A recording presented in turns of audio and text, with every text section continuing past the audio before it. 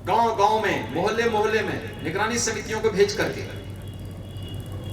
उनके माध्यम से मेडिसिन किट वितरित होना, अगले 24 घंटे के अंदर एंटीजन टेस्ट के माध्यम से हर एक लक्षण युक्त व्यक्ति का टेस्ट करना, यह कार्यक्रम तेजी के साथ आगे बढ़ा। आज उसका परिणाम है कि उत्तर प्रदेश के अंदर पॉजिटिविटी 3 के आसपास रह गई है। उत्तर प्रदेश के अंदर रिकवरी 95% से अधिक पहुंच गई है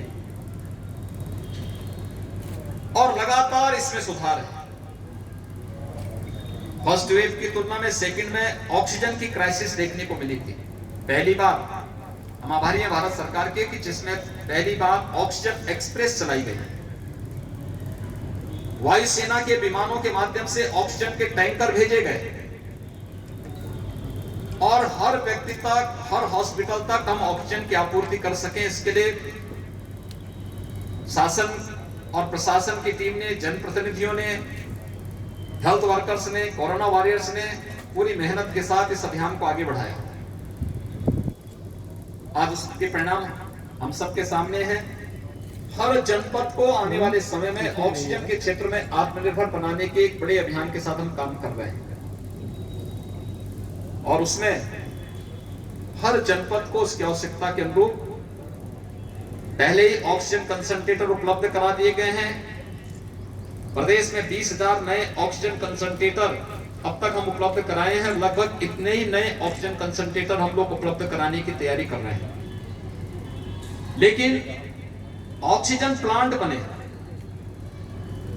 मेडिकल कॉलेजेज में लिक्विड मेडिकल ऑक्सीजन के बड़े बड़े टैंक वहां पर स्थापित हो। क्रायोजेनिक टैंक होते हैं जिसमें एक निश्चित टेम्परेचर में ऑक्सीजन को वहां पे रखना पड़ता है। उनके स्थापना की कार्रवाई चल रही है। तो हॉस्पिटल, डिस्ट्रिक्ट हॉस्पिटल या सीएससी में वहां पर हम लोगों के द्वारा एटमॉस्फेयर से ही ऑक्सीजन बनाने के जो संयंत्र हैं उनकी स्थापना के कार्य को युद्ध स्तर पर आगे बढ़ाया जा रहा है। इस समय हम लोग 300 से ज्यादा ऑक्सीजन प्लांट उत्तर प्रदेश के अंदर अलग अलग हॉस्पिटल में लगा रहे हैं और देवरिया जनपद में भी यहाँ की टीम ने अच्छा काम किया है। सभी जनप्रतिनिधियों ने मेहनत किया है और यहाँ पर भी 4 नए ऑक्सीजन प्लांट लगाने की कार्रवाई चल रही है। यहाँ की पॉजिटिविटी रेट 3 के आसपास है, जो एक बार काफी ज्यादा बढ़ चुकी थी और 3 के आसपास आ चुकी है और उसमें और भी गिरावट निरंतर देखी जा रही है। इसके साथ ही रिकवरी रेट अच्छी दिशा में यहाँ की बढ़ रही है। 93% से अधिक यहाँ की रिकवरी रेट है और इसमें और भी बढ़ोतरी के लिए क्या प्रयास किए जाने हैं, इसके बारे में अभी मैंने यहाँ की समीक्षा बैठक ली है। समीक्षा के पीछे मेरा एक और उद्देश्य था कि कोरोना की 3rd वेव का सफलतापूर्वक मुकाबला करने के लिए अभी से हमारी तैयारी चलनी चाहिए। लेकिन साथ साथ बरसात का समय आ रहा है और पूर्वी उत्तर प्रदेश के जनपद मस्तिष्क ज्वर यानी इंसेफ्लाइटिस की दृष्टि से भी अत्यंत संवेदनशील है। इसके बारे में भी हम लोगों ने यहाँ पर अपनी रणनीति बनाई है। हमने 3 वर्ष पहले भारत सरकार के सहयोग से गोरखपुर और बस्ती कमिश्नरी के हर जनपद में डिस्ट्रिक्ट हॉस्पिटल में 12 से 15 बेड के पीको और कुछ सीएससी में भी मिनी पीको के निर्माण की कार्रवाई की थी, पीडियाट्रिक आईसीयू के निर्माण की कार्रवाई की थी और उसके बहुत अच्छे परिणाम आए थे। इंसेफ्लाइटिस से मौत के आंकड़े को हम 95% तक रोकने में सफल हो गए थे। हम लोगों को वही नीति अपनानी है।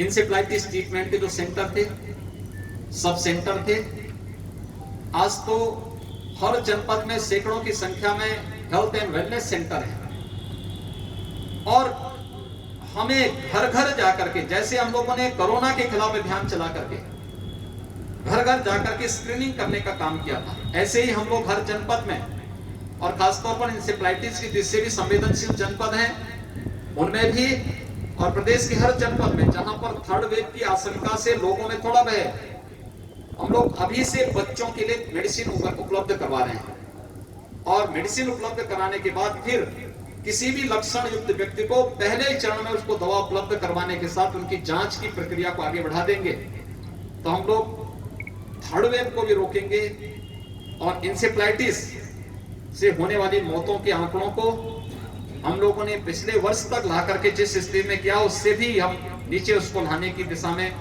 प्रयास करेंगे। यहाँ पर एक पीकू का काम, पीकू पहले से यहाँ पे बना हुआ है, 15 बेडेड है, 20 बेडेड एक नया पीकू के निर्माण के लिए हमने अभी आदेश किया है और एक नई सीएससी लार में उसको भी एक पीडियाट्रिक आईसीयू के रूप में भी वहां एक मिनी पीकू के निर्माण के लिए मैंने अभी अपनी सहमति दी है कि यह कार्य यहाँ पे प्राथमिकता के आधार पर आगे बढ़ जाए। हर हेल्थ सेंटर, प्राथमिक स्वास्थ्य केंद्र, सामुदायिक स्वास्थ्य केंद्र गतिविधियों का केंद्र बने। वहां पे एंटीजन टेस्ट हो, वहां वैक्सीनेशन की कार्रवाई हो, वहां पे सामान्य जांच की सुविधा लोगों को मिले। इस कार्रवाई के साथ उसको जोड़ने की कार्रवाई तेजी के साथ आगे बढ़ी है और सभी जनप्रतिनिधियों से मैंने अपील की है वह कम से कम एक सीएससी या एक पीएससी को गोद लेकर के वहां की एक्टिविटीज के साथ जुड़े, जिससे हर व्यक्ति को हम बेहतर स्वास्थ्य की सुविधा उपलब्ध करवा सकें और इस दिशा में यह प्रयास प्रारंभ हुआ है। प्रदेश ने अब तक टेस्ट की कार्रवाई में भी एक लंबी छलांग लगाई। 1,81,00,000 लोगों को हम वैक्सीन दे चुके हैं, जिसमें 13,65,000 से अधिक युवा हैं। 1 जून से हर जनपद में हम वैक्सीन देने की कार्रवाई 18 से 44 वर्ष की उम्र के प्रत्येक व्यक्ति को करने जा रहे हैं और वैक्सीनेशन के लिए हम लोगों को प्रेरित कर सके। हर व्यक्ति टेस्ट कराने से कोई भागे ना, क्योंकि मैंने अभी गांव का दौरा भी किया था और गांव में मैंने देखा है लोगों में कुछ संकोच है टेस्ट कराने से या वैक्सीन लेने से। मेरी आप सबसे अपील है हम लोगों को प्रेरित करें। मीडिया एक बहुत बड़ा माध्यम बन सकता है लोगों को बताने के लिए। जिन लोगों ने उनके गांव के आसपास जिन लोगों ने वैक्सीन ली है उनकी फोटो छाप करके आप उनका छोटा सा इंटरव्यू कि मैंने भी वैक्सीन ली है, मुझे कोई दिक्कत नहीं हुई, मैंने भी वैक्सीन ली है और मैं कोरोना से पूरी तरह सुरक्षित हूं।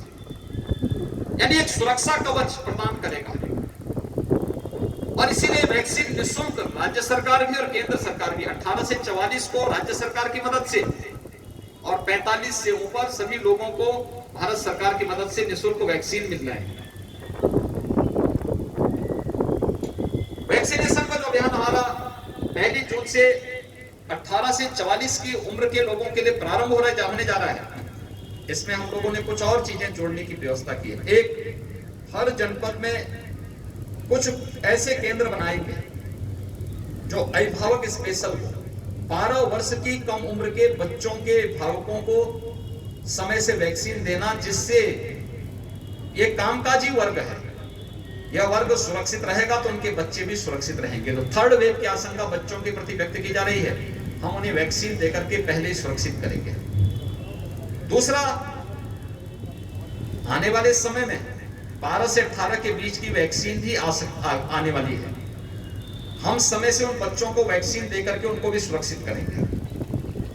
तीसरा, हर जनपद में न्यायिक अधिकारियों के लिए और उनके परिवार के लोगों के लिए और जुडिशरी और दूसरा मीडिया के लिए भी एक अलग अलग बूथ बनाने के लिए, वैक्सीन के लिए बनाने के लिए कहा गया है। हम लोग कोरोना कर्फ्यू में हैं, हमने लॉकडाउन नहीं लगाया है। कोरोना कर्फ्यू में हमारे उद्योग चल रहे हैं, खेती बाड़ी का काम चल रहा है, राशन की दुकानें चल रही हैं। वे सामान्य गतिविधियां जो कोरोना प्रोटोकॉल का पालन करते हुए संचालित हो सकती हैं, सब्जी मंडी का है, फल मंडी का है, सभी हमारी संचालित हो रही हैं। उन सबको संचालित करने की कार्रवाई की जा रही है और मुझे विश्वास है कि कोरोना के खिलाफ जो अभियान वर्तमान में चल रहा है, यह अभियान सफलता की नई ऊंचाइयों तक पहुंचेगा। आप सबका सहयोग इस मामले में विकसित है। आप सबसे भी अपील है लोगों को कोरोना प्रोटोकॉल का पालन करने के लिए हम प्रेरित करें। टेस्ट करवाने से न भागें और वैक्सीन उनकी बारी आने पर वे वैक्सीन जरूर लें, जो उन्हें सुरक्षा कवच, उन्हें और उनके परिवार को सुरक्षा कवच प्रदान करेगा। धन्यवाद।